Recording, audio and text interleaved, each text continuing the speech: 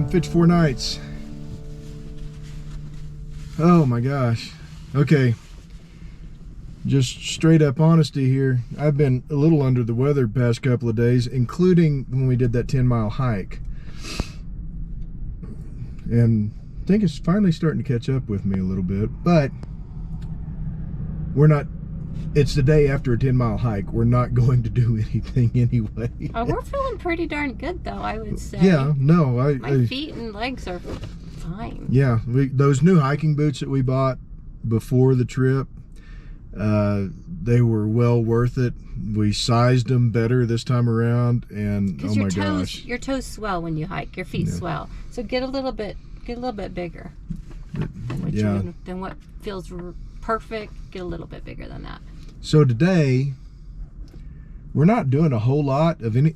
We've been here almost a week and have not been downtown Estes yet, and it's like one of the things we just love to do out here. Is kind just of a nightly around. After everything else, we go out there. And we haven't even been down there yet. So we're going to head into the park this morning and go over to the Hidden Valley area, because there's a stand of aspen over there, and every day as every day passes, the fall colors just start coming more and more alive. So we're going to go check out Hidden Valley real quick. Actually, they're kind of coming more and more dead, technically, because the leaves are dying. Your hat's crooked.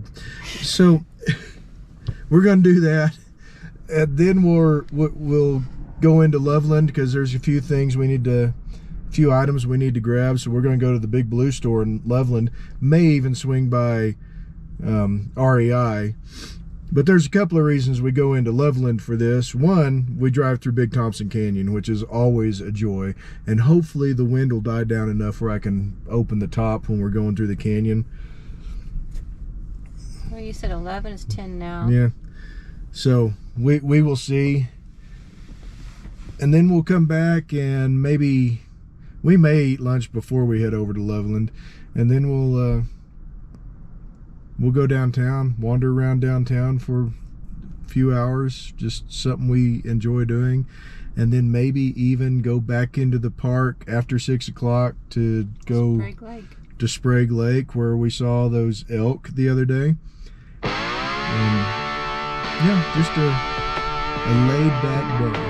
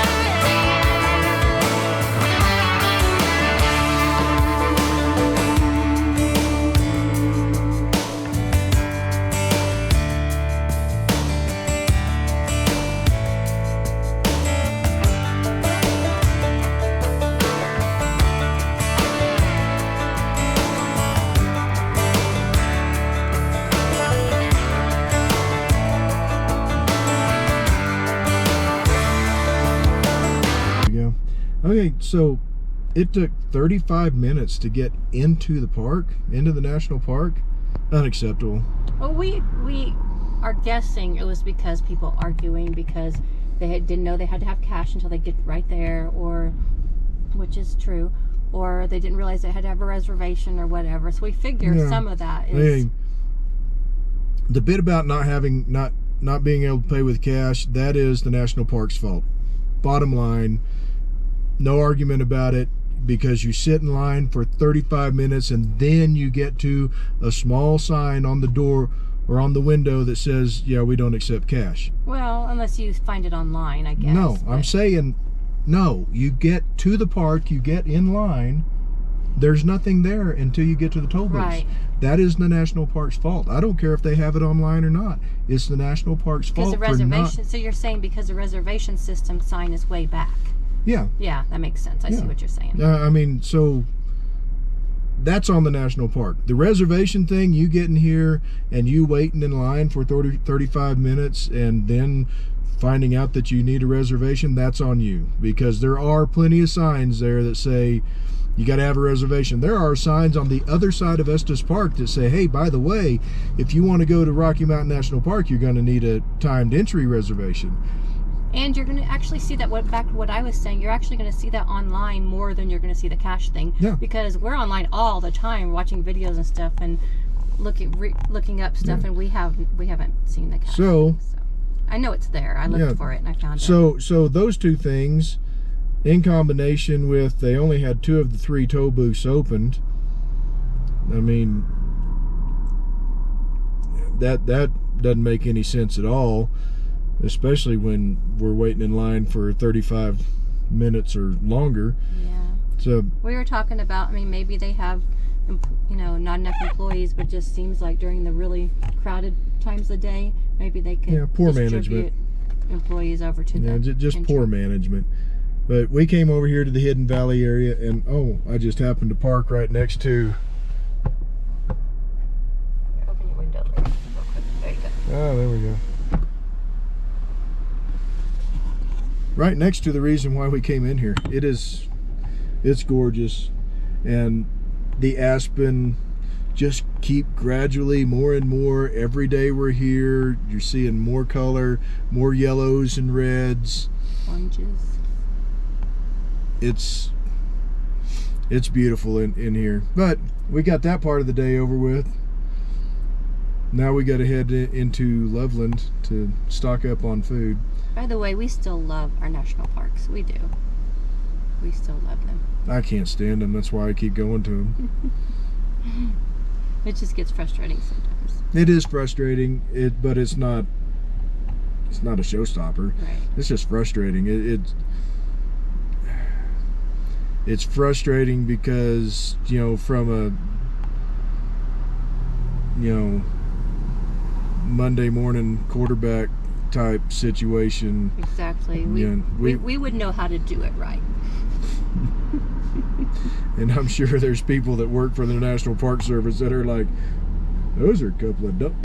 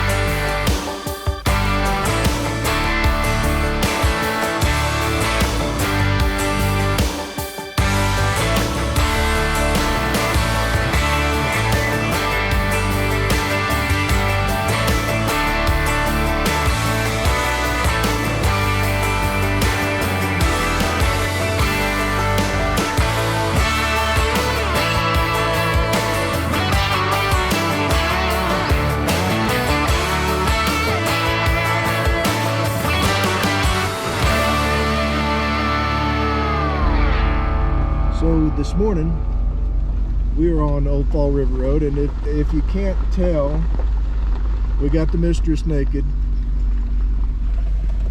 That's no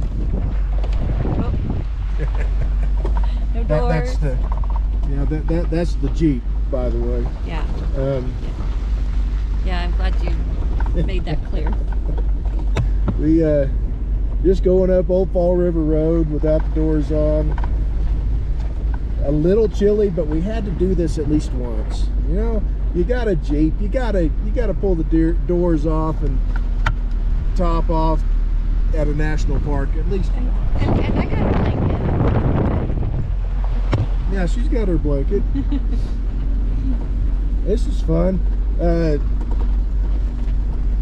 We'll likely go up to the visitor center, the Alpine Visitor Center, then head back to camp, grab some lunch, and then maybe go find us a off-road trail to go play around on for a couple hours. That's kind of our day, just another laid-back day. We are talking about maybe doing the Lawn Lake Trail tomorrow, which is pretty fascinating. That whole alluvial fan area created by catastrophe.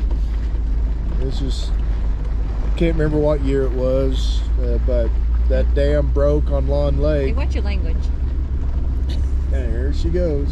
And I mean, just flooded out Estes Park and all the way down through Big Thompson Canyon. And it actually led to the National Park Service dismantling other dams in the national park. When we went up to Finch Lake the other day, the next lake up, Pear Lake, had an earthen dam on it, and they went up there, cleared it out. Sand Beach was the same way, and they got rid of those dams just because of what happened at Lawn Lake. They didn't want to happen elsewhere. And Sand Beach, from what I can understand, you can't even tell there used to be a dam there. So, interesting stuff. Beautiful day. Supposed to get up to like 70 degrees today, which is awesome. Yeah, we'll keep on going. What do you think, Sam? He says it's all good. It's all good.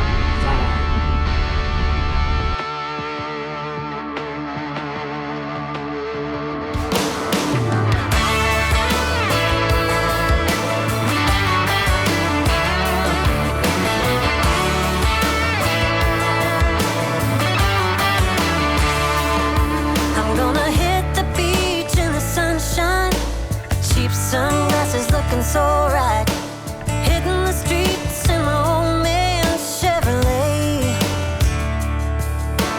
looking for a good time and then some, kick it with my friends in the hot sand. I got a song blasting by the Zac Brown band, yeah. Got a case of cold beer, ain't gonna last long here. I'll pick my friends up at the pier. They're all like kicking it high, kicking it low, making noise like a big truck show. Raising hell is the way to go.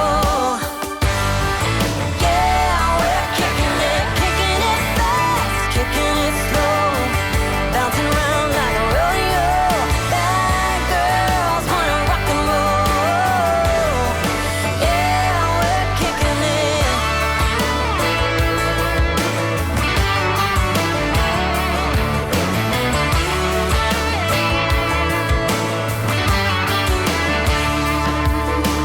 Getting the buzz around 3 o'clock, tanning in the bed of my big truck.